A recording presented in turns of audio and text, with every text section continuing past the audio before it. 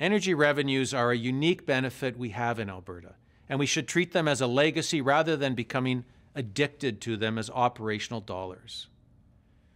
Beginning in 2018-2019, the percentage of energy revenues going to program spending will decrease to 75%. In the next year, by 2019-2020, only 50% of energy revenues will be used for program spending.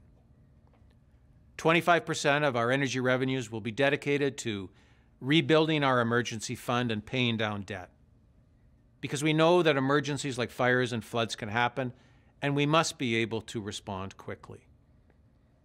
And paying off our debts is simply something we must do.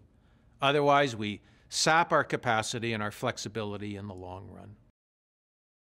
The other part of the legacy I want to talk about is saving for the future and diversifying our economy through the Heritage Fund, created by Peter Lougheed back in 1976.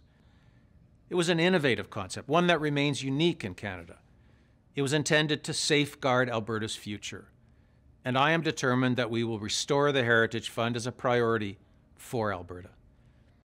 As the energy revenues going into general revenue are decreased by 2019-2020, 25% of energy revenues will be saved and invested back into the fund and used to diversify our economic strength and to strengthen our legacy to our children and our grandchildren.